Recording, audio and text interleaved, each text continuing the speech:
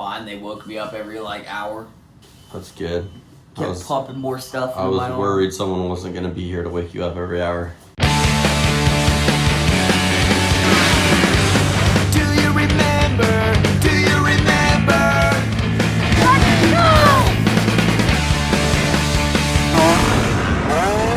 Back here at the Temecula hospital, Luke got to do a little sleepover last night, so I'm gonna go check on him now.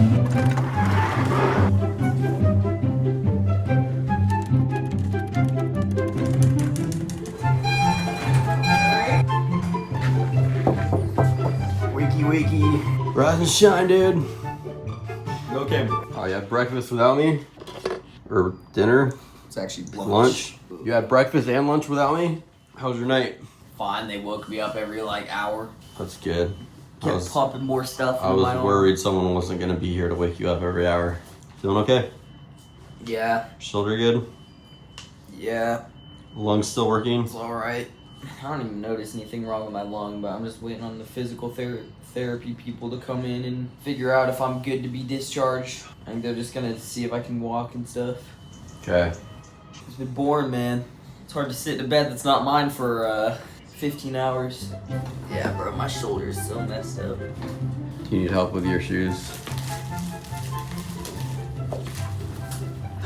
I'll let them keep my Cheetos as a remembrance. Heck no, dude. You gotta take those with you. I'm sure I would have needed it if I had a handstand walk out the door, but... Your butt is fucked. You're a free man, dude. 24 hours you've been in there, bro. I would go stand it up like this.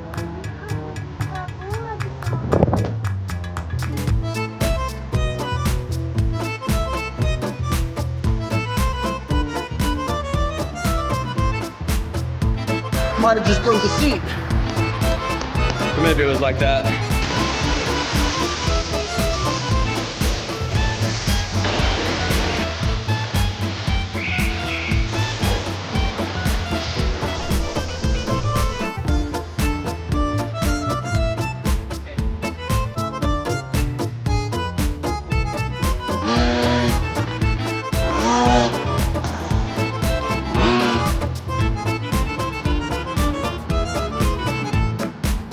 Dropping Lillian off to do a little training for the next generation, setting them up to be better off than we were when we started. All right, so Luke's bike held up pretty good. Actually, it looks like it did okay from what I could tell. The bars seem okay. Levers are both bent. I don't remember if they were before or not, but still usable. Levers are like 50 bucks for some reason. So I hate replacing slightly bent or broken ones because they always seem to break. But the damage is the radiator's bent, the pipe is bent obviously, and his helmet. It was probably time for a new helmet anyways, but you know, those things are like 800 bucks. So it's not something I wanted to do this month, but it's probably time for a new helmet. The pipe, what do you guys recommend? Let's see what our friends at RockyMountainATV.com, link in the description. Every single purchase helps us out with a small commission, and we're extremely grateful for it. Husqvarna factory pipe, 200 bucks. Pro Circuit, about 300 bucks. FMF, about 300 bucks.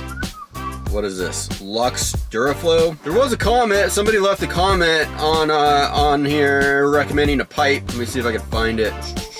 Bounce Out 762 says full HGS or full Doma exhaust system pipes are better than FMF and PC. I've had all. HGS sounds like the delivery company that Ace Ventura worked for. HDS, sir, and how are you this afternoon? Alrighty then.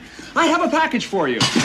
HGS looking pretty comparable, 332, wait, that was a 125, 356 for the expansion chamber, exhaust another 209 if we did that for a TC 125, so we're looking at probably like 600 bucks by the time we're all said and done. So I don't know, what do you guys think? Should we stick with stock? Should we do another pipe, or should we try the HGS? Curious the thoughts of all the experts out there. All right, so let me touch on the injuries that Luke sustained, as well as the frustration, or like the negative review of the Temecula hospital and the doctors that we had to like deal with. Super frustrating experience. They like seemed really interested in making sure he was good and then not. So I'll get into that. But yeah, so I mean, Luke was riding super good. Kid was flying. He was meshing well with the bike, meshing well with the track, and it was really fun to watch. And I was pumped to see him do so well. They were doing a 4-lap sprint, and Caleb, like, he sent this one kid 2:44, I think it was, ahead of Luke, and then Luke went, and then Isla went, and they were doing 4 laps. And 4 laps is a lot. Like, most of the amateur races that we do are 3 or 4 laps. So 4 laps is a good amount of time for race pace, which I think he was like in race pace because he's got Isla behind him. He doesn't want Isla to pass him. And then the 2:44 kid, I was watching him and he was like flying. I was like, dude, that kid's fast. And Luke was actually, you know, on him for a good like lap or two. Luke was actually keeping up with that kid. So I can imagine that he was probably pushing himself to keep up with him. The one thing that I can say about Luke, of all my kids, he is the one that is always willing to give it 110%. He is willing to give it everything he has. And he has this crazy ability to like mess up his face. Just had his first wreck on the YZ. Even with a full face helmet. Yeah, you scraped your chin pretty good there, buddy. He still manages to bloody up his lips and chin and... Look, let me see your chin. I've never seen anything like it. Seriously, bro. Luke is always willing to send it. He's always willing to lay it all out there. Whoa! I sent it so hard. You took it. I took it? Yeah, you won. Let's go. And I've known even from his 65 days or 85 days that if he wasn't able to beat someone, if he was not able to make a pass, it wasn't because he wasn't trying. I would know that he came off the track giving it everything that he had. And if it didn't happen, it wasn't possible. Like he was not able to do it.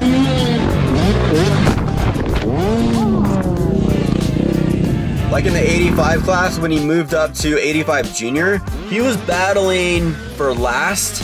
I think I remember like him being in last and like right behind the kid in front of him the whole time and like trying to get him. Come on, man, plan ahead. Where's the passing spot gonna be? And then last lap, and he wasn't able to get the pass done. Didn't matter. If he was battling for first, if he's battling for last, he's never been afraid to push it as hard as he can. And if he comes off the track not doing as well as he should have, or we thought he would have, or he wanted to, I would still know that he gave it everything that he had. He's crazy. It's a little sketchy. Yeah, he's scared. He scares you. Yeah. Me too. And that mindset has made him have some pretty gnarly crashes. And I think that's probably what happened at Cahuilla. He's doing a 4-lap sprint and probably just wanting to do as well as he could. And then on the 4th lap, maybe he got tired, maybe his arms pumped up. But I imagine, you know, like he's tired, his hips came forward, hit some braking bumps, lost control, tried to save it, and went right into the face of that jump like a wall, basically. We'll have to ask Isla. We'll get Isla's thoughts. Like she was the only one that got to see it. Okay, so I ended the last video with the crash. The reason I did that is because I need to like keep YouTube happy. I don't want them to take down any more videos. I would have loved to post it on this channel, you know, like the aftermath of checking on him, brought you guys along the journey of checking on him, taking him to the hospital, getting him checked up at the hospital, because it's interesting. Like that's part of the story. And it's significant because if he cannot ride or create content or be participating in the videos for the next few months, that's significant for the viewers, the people that are interested in following the channel. But YouTube doesn't look at it that way. The last time we had something similar to this happen was when Mason broke his collarbone. All I posted was a footage of him on the side of the track holding his collarbone, taking him to the hospital, getting him checked on, and that video was taken down. I didn't show the crash. I didn't show, like there was no, you know, footage of a bone sticking out or anything. Even still, YouTube took it down for, you know, trying to profit off a kid getting hurt. We got that strike. I took their little course, which didn't help at all, which removed the strike. But then we recently got another strike from, I think, Luke doing wheelies. That's stupid. And currently there's 1 strike on the channel. You get 3 total. If you get 3 strikes, then your channel gets taken down. So I can't risk getting another strike because then I'll be afraid to post anything. I don't want to post something and then getting another strike. So I was very careful. I didn't post us checking on him on this channel. I didn't post us at the hospital day 1 on this channel. It would be nice if there was someone that I could talk to or like send the video to a YouTube and be like, hey, is this okay? Is this one good before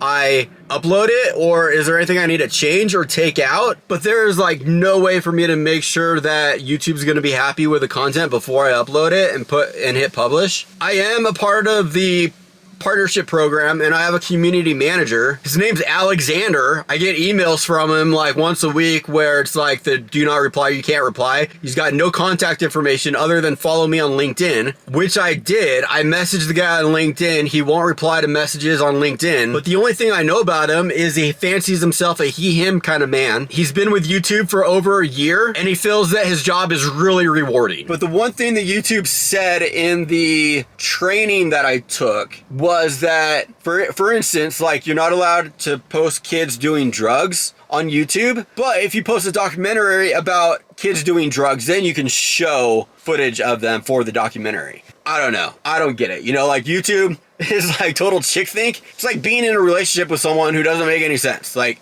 you're trying to please someone who like you can't figure out what they want, you know? So I'm going to try to document and talk about what happened after Luke got hurt and then our experience at the hospital. Fingers crossed, hopefully it keeps YouTube happy. Okay, so like I said, towards the end of the day, Luke goes down on the last lap of a 4-lap sprint. It was like on the far side of the track, so I didn't see it, but also like I was one of the last one to get to him.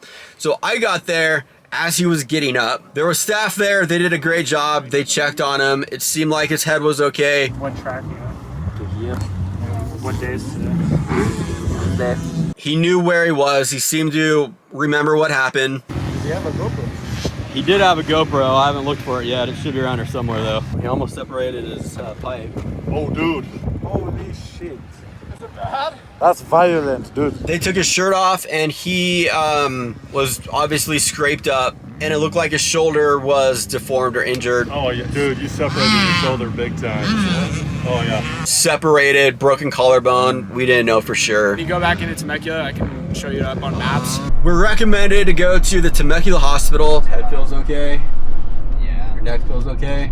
They got him in right away. They took it very seriously. There was like 10 people in the room checking on him, checking on things. Dude, they should have gave you laughing gas, so that way Mason's jokes would be funny to you. Might need to be some really strong laughing gas. Dude, I slammed the ground like 3 separate times. 3 times. Pretty sure I about cleared the jump in my body. Did you try to get up or did you not get up? I think I tried to get up and like I couldn't breathe and I just like laid down. They wanted images of everything. They wanted to check, like, you know, make sure there was no internal bleeding. They want to check his head. They want to check everything. And I'm like, okay, fine. I was mostly concerned about his shoulder, but I was like, okay, cool. Yeah, check, see what, do what you need to do. A few hours go by. We're still sitting there. Still waiting on the results. No doctors come back to see us. No doctors tell us what's going on. 6 o'clock. They must have been working on this really hard. I've been eating since my free breakfast at the hotel, bro. We never see images. We never are shown like what happened or like what the results are of the x-rays. Denny's breakfast burrito. No hot sauce. I might have to sprinkle these in my burrito. That okay, Luke? A few hours go by and they're like, hey, we need to get you admitted. And I'm like, okay, well, we already checked in. We already got the admitted thing done. We're just waiting on the results. And they're like, no, admitted for the night. We need to watch him overnight. And I'm like, why? Because like something is wrong with his shoulder? And they're like, no, his shoulder's fine. His shoulder's okay. He's got a bruised lung. So they're gonna keep him overnight for observations because if the swelling increases or the fluid in his lung increases, then they don't like that. And I'm like, okay, but what about his shoulder? And they're like, hey, his shoulder's fine. There's nothing wrong with his shoulder. I'm like, can I see the image or can I talk to the doctor? No doctor came in. We never saw images, which is crazy because like that's why we we came in was for the shoulder. So no doctor was like, hey, I checked your images. I just want to check with you. What are you feeling? What are you experiencing? How does your shoulder feel? Nothing. That never happened. So they check Luke in. I go back to a hotel with the kids, come back the next day.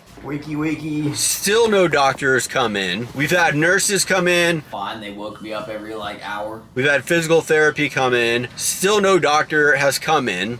It's been boring, man. I don't know if they're busy, but we like requested one. We're like, hey, can we talk to the doctor? Every time it was like, yeah, like it'll be an hour or two. Everything, they're always like, it's an hour or two. Luke's still saying that his shoulder's bothering him. So I'm like, okay, we need to go get another opinion. Yeah, bro, my shoulder is so messed up. I want to get him back to Utah and like have someone else look at his shoulder, because what I know is that if your shoulder's separated, the longer it's separated, the more damage it causes, and like the worse the ligaments are, and the more likely it will be to get reseparated in the future. So I'm like, hey, I just want to get him out of here. And they're like, yeah, it'll be a few hours. We have to like get this done and that done. And then Luke hasn't showered yet. Like he hasn't showered since the crash. It's been 24 hours. And I'm like, hey, can Luke shower? And they're like, well, we got to get that approved by a doctor. We got to put like a work order in. And I'm like, okay, screw it. Like, we just want to go. It's like 4 or 5 o'clock by the time we're able to get out of there, which sucks because then we hit like all the traffic from Corona to past San Bernardino to like Victorville. I don't know. We're like in high desert. We're like in traffic the whole way. Get back to St. George, spend the night, get up, get to Salt Lake, go right to the hospital. So it's been like 48 hours. Luke still hasn't showered. Get his shoulder looked at, and the doctor here is like, yeah, you've got an AC separation, which is when your collarbone separates from the shoulder, and you got a fracture. Can't remember what it's called. The bone is called the coracoid. Today, Junior? Coracoid process, which is a hook-shaped bone structure that extends from the front of your scapula around the shoulder joint.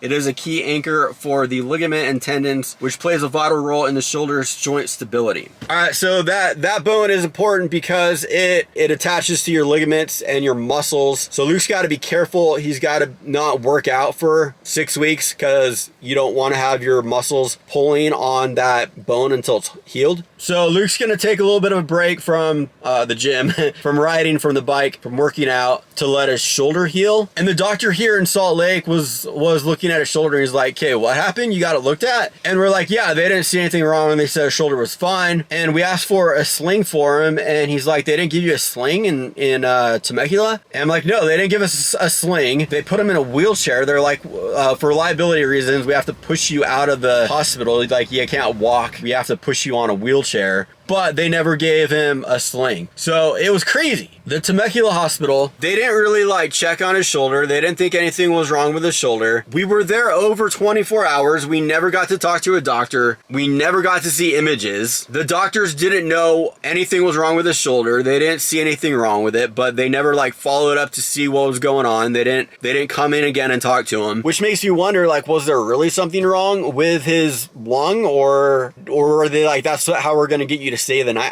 I don't know. Like, I'm super confused. Isla did say when Isla came up on the crash, the GoPro was running and I could hear her saying that he was making a sound. Do I move him? What do I do? He's making a sound. Luke said he got the wind knocked out of him, but maybe his lung collapsed for a second and he was making like a weird noise because he couldn't breathe, but then his lung inflated again and it was bruised. But I don't know. Who knows? Who knows if his lung was okay or not? Not me, and obviously not the doctors.